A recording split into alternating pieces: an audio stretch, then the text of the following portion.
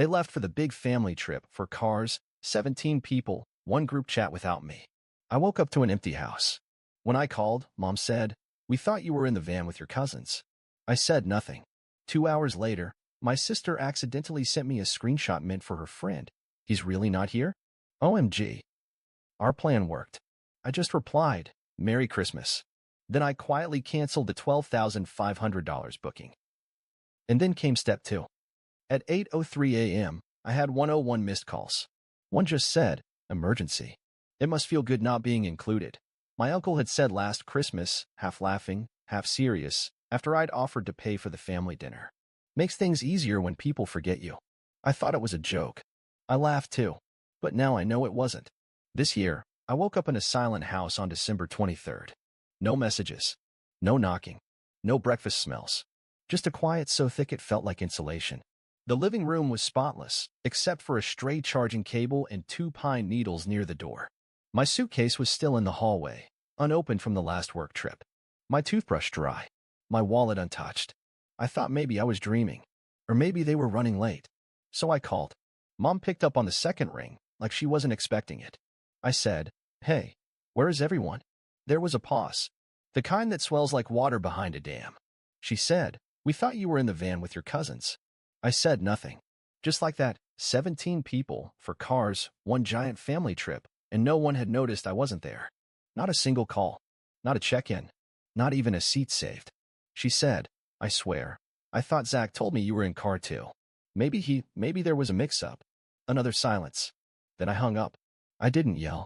I didn't ask why I wasn't on the group chat. Why I was left out of the planning. Why I'd helped pay for that Airbnb in the mountains. Yes, $12,500 on my credit card, and still wasn't counted. 2 hours later, my phone lit up. It was a screenshot. From my sister, Emma. I could tell it was meant for someone else, probably her friend Caitlin. It showed the group chat. 17 names. A pinned message about the itinerary. Underneath, her text read, "He's really not here? OMG. Our plan worked." I just stared at it. I didn't write back right away. I didn't call her. I just sat down at the kitchen table, opened my laptop, logged into the Airbnb account, and quietly hit cancel. The refund processed in seconds. The money would return to my card within 3 to 5 business days. Then I sent one message back. "Merry Christmas." No punctuation. No emojis. No rage. Just a line they'd remember. 30 minutes later, my phone started buzzing. 42 missed calls. Then 70. Then one message that just said, "Emergency." I turned my phone off. Because now it was time for step 2. The first call I answered was from Dad. His voice was raw like he'd been screaming already. "What did you do? You canceled the whole house?" "No," I said calmly. "I canceled my booking. It just happened to be the entire booking. Because it was on my card." "You think this is a joke?" he growled. "There are 17 people standing outside a cabin in the snow. You think I'm a joke," I said, and hung up. I turned my phone back on an hour later. By then, the panic had become orchestral. Missed calls from my mother, Aunt Marianne, Cousin Leo, Emma again, even her boyfriend Zach, who had apparently become family faster than I could even get a group invite. I didn't respond. I just watched. Because for the first time in years, I wasn't scrambling to fix what they broke. Backstory they didn't expect me to tell. For 3 years straight, I paid for every holiday rental. "We'll send you our share later" never came. Every birthday gift for cousins? On me. Every time Emma's car broke down, guess who she called? Not because I was her brother, but because I was the default. Mom once told me, "You're the responsible one. That's why we lean on you." No, I was the quiet one. That's why they thought I wouldn't fight back. They used me like a credit card that never expired. Fake apologies and real lies. By Christmas Eve, they were desperate. Mom texted, "We didn't mean to exclude you. There was just a lot going on with Emma's kids and Zach's visa. Please let's not ruin Christmas." I didn't answer. Emma posted on Instagram from a roadside diner near the mountains. Black coffee, messy hair, and a caption. "Family means not always agreeing, but always forgiving." I laughed. The comments were all sympathy. "Stay strong, babe. Hope things calm down soon. People show who they are when it matters most." And then I saw it. A story from her private account, one I wasn't supposed to follow anymore. Screenshot of our family group chat, minus me. Caption. "He's finally out. Can't believe it took this long." Below it, A photo of the Airbnb refund email, the one I received. They planned it. Knew I'd fund the trip. Knew I'd be excluded. And they thought I'd still pay. I checked my statements. Not just Airbnb. Emma had used my Netflix, my Spotify, my Amazon Prime, including several next-day orders for hiking gear. None of it for me. None of it with me. But all on my tab. Then I saw it. A $780 charge to a ski rental store in Aspen. I'd never even been skiing. They'd used my login, my autofilled card, my identity. I screenshotted everything. Then I checked the family group chat from 2 years ago when Emma begged me to help her consolidate her debt, just for 3 months. It had been 31. Silence turned into sabotage. On Christmas night, I posted something. Not public. Not yet. Just a close friend story with a screenshot of the refund confirmation and the caption. Turns out, I wasn't as invisible as they thought. By the next morning, I had messages from people I hadn't heard from in years. Cousin Leo. Hey man, I had no idea they didn't invite you.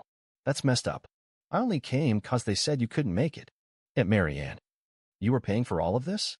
I thought your mom and dad covered the house. I'm shocked.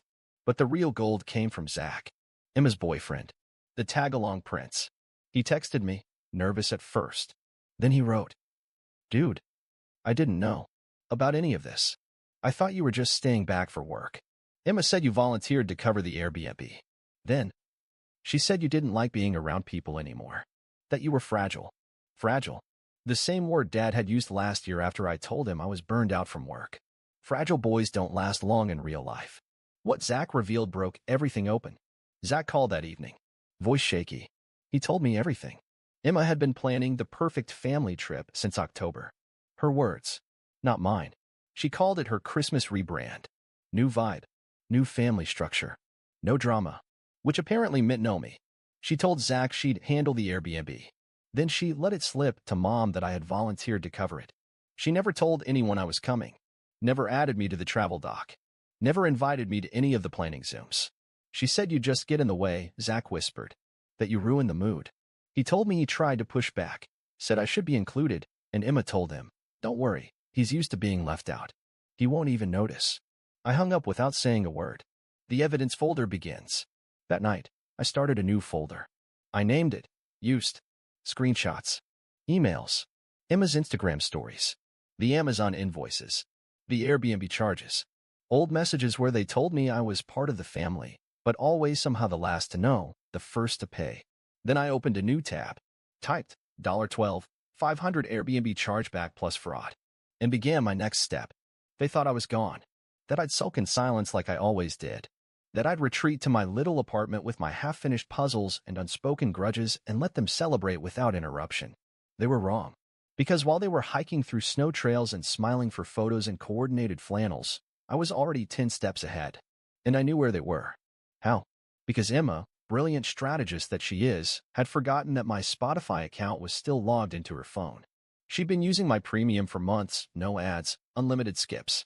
But more importantly, it showed me her GPS pin. I watched her move across the map in real time. The cabin, the store, the trails, and then the Christmas dinner reservation. 7 p.m., Mountain Hearth Lodge, Aspen Room. I booked a table. Same lodge. 1 hour earlier. I packed my laptop, the folder marked, Used, a printed stack of every transaction from my card, and my phone with the screenshots queued up. I threw on a suit I hadn't worn since my last job interview and drove up the mountain in silence. Just me, the engine, and the Fury. 7 p.m., the Aspen Room. They were already seated when I arrived. 4 tables pushed together. 17 people. The real family. My seat, of course, was empty. I watched from across the room for a moment. Mom was smiling nervously. Dad was pouring wine like a senator. Emma was scrolling through her phone, probably checking how many likes her blessed Christmas post had racked up. Zach looked miserable. Then I walked over. Dead quiet. Forks froze midair. I started. Someone, I think it was Aunt Julia, muttered, "Oh no." "Hey everyone," I said cheerfully. "I heard we were doing Christmas dinner." No one spoke. Then Emma, "This is not your reservation." I smiled. "Actually, it is. You're sitting under my name. The one that paid for the lodge package. Check the receipt." Dad stood up. "You're making a scene." "No," I said. "I'm making a point." I pulled out my laptop, opened the folder, and turned the screen toward the table. "Let's take a look." I said. The moment it all fell apart. First, the Airbnb invoice. My name. My card. $12,500. Then the refund confirmation. Time-stamped. Then the text from Emma. He's really not here? OMG. Our plan worked. Emma tried to speak. I held up my hand. Then we have the Amazon orders. Hiking gear, ski boots, Emma's new parka, all on my Prime. Next, Netflix, Spotify, Uber, all me. I turned to my parents. Here's your grocery delivery receipts. The ones you said came from your pension. That's funny. This card says otherwise. Then I pulled out the final sheet. A single, printed screenshot. It was Emma's private story. He's finally out. Can't believe it took this long. Dead silence. Mom looked like she'd swallowed glass. Dad clenched his jaw so tight I thought he might crack a tooth. Zach. Zach stood up slowly, cleared his throat, and said, "Yeah, I'm done." Emma turned. "What? You're seriously?" He held up a hand. "I try to give you the benefit of the doubt. But this is cruel. You used him. Lied to all of us. And for what? A photo op." She stammered. "You don't understand." "I understand enough," he snapped. "I'm not staying another night in that cabin. You people are impossible. The family fracture." Aunt Marianne whispered something to Mom. Uncle Leo said out loud, "I didn't know you were paying for all this, man. I thought you just didn't want to come." Dad finally exploded. "This is exactly why we didn't invite you. You always act like a victim, always trying to make people feel guilty." I stepped closer. "No," I said.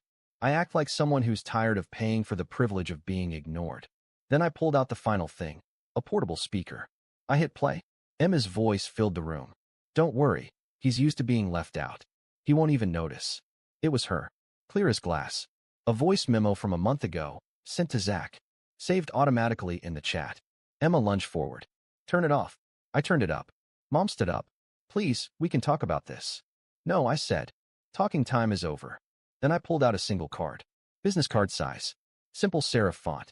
It read, "This dinner was paid for by the one you left behind. Bon appetit." I placed it in the center of the table, closed my laptop, and walked out. Behind me, I heard chairs scrape. A plate clatter. Someone muttering, "Jesus Christ." Outside, the snow had just started to fall. By the time I got back to the city, my story was already echoing through the cracks. Zach had driven straight home after the dinner and made a short but powerful post. Sometimes you find out too late that the people closest to you are capable of orchestrating cruelty like it's a holiday plan. He didn't name anyone. He didn't have to. People connected the dots. Fast. I went public. The next morning, I posted a thread. No dramatic caption. Just this. They left for the big family trip. 4 cars, 17 people. And one group chat without me. I woke up alone in the house I paid for. 2 hours later, I got a message meant for someone else. "He's really not here?" OMG. Our plan worked.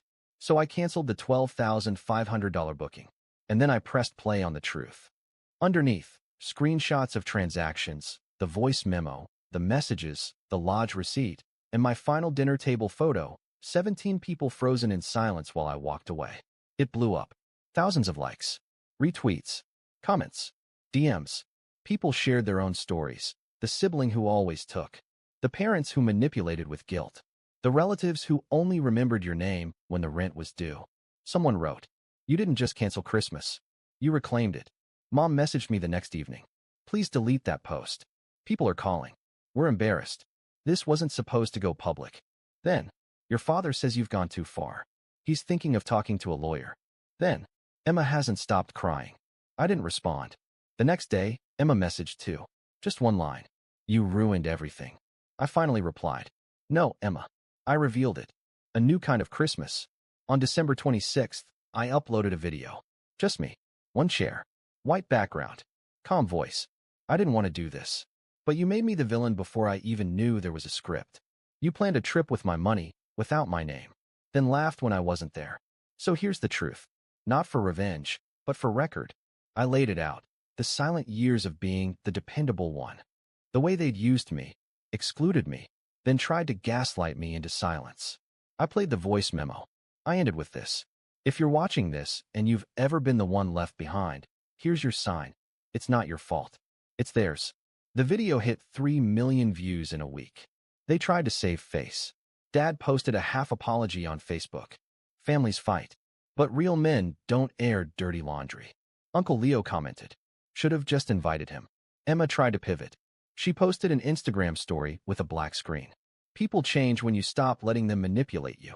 I see clearly now. I laughed out loud. She really tried to rebrand herself as the victim of the story she wrote. The unexpected reaction. Then something strange happened. 3 of my younger cousins, the quiet ones, the overlooked ones, messaged me separately.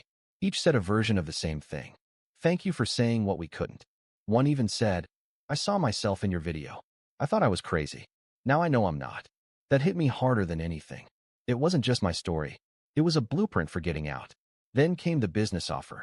I got a message from a content platform I'd never heard of. They offered to license my story as a short docu-series, anonymous, narrated, visualized. I said yes, with one condition. I don't want to be famous. I want people like me to feel seen. They agreed. Then another email came in from a law firm. Not for me. For them. Apparently, Emma had used my name and financial details on a health insurance application to get better coverage. Fraudulent. Traceable. Legal consequences pending. No more silent generosity. On New Year's Eve, I posted one final story.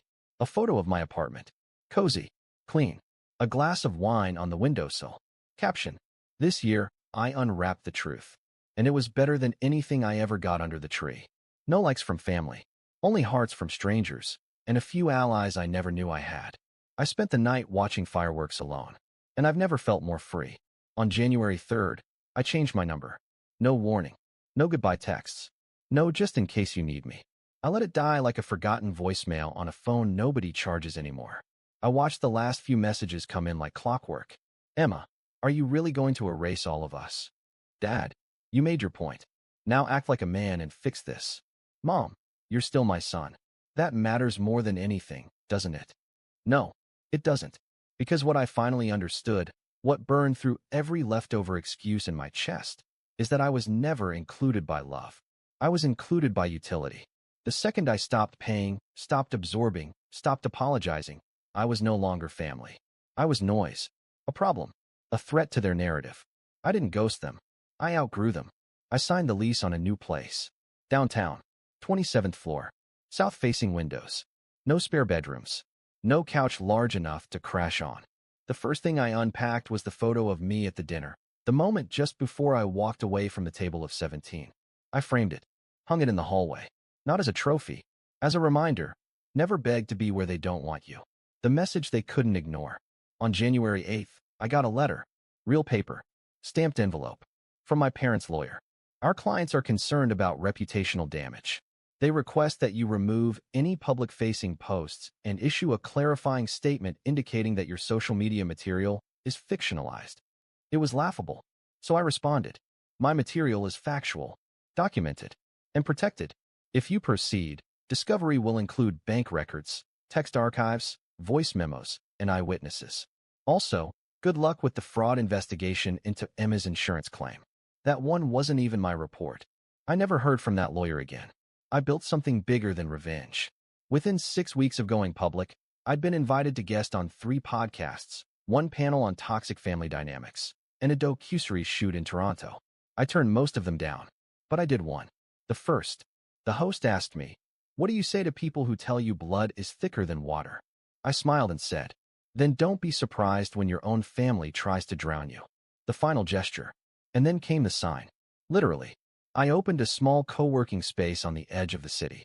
Creative types, freelancers, people who'd clawed their way out of messes and needed somewhere to rebuild. I called it Not Included. Under the name, in smaller text. A place for the ones who got left off the invite. On opening day, I taped something to the front desk. A printout of that first message from Emma. He's really not here? OMG. Our plan worked. Framed under glass. With one sentence typed below. And now I am. I don't miss them. I miss who I pretended they were. Sometimes people ask me if I've forgiven them. I tell them, I've released them. That's not the same. I don't hate them. I don't wish them harm. I just don't carry them anymore. I don't answer unknown numbers. I don't check old threads. I don't walk past mirrors and wonder what I could have done differently. Because the truth is, I did everything right. And they still chose to leave without me. My last words to them were quiet, but final. Christmas card season came early this year. I printed just one. Sent it to my parents' house. Inside, a photo of me in front of the Not Included sign.